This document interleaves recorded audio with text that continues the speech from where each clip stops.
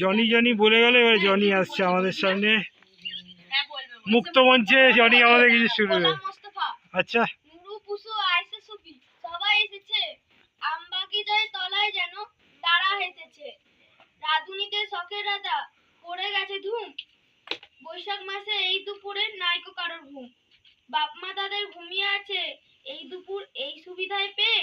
বন ভোজনে মিলেছে আজ দুষ্টি কটিনে। নমস্কার।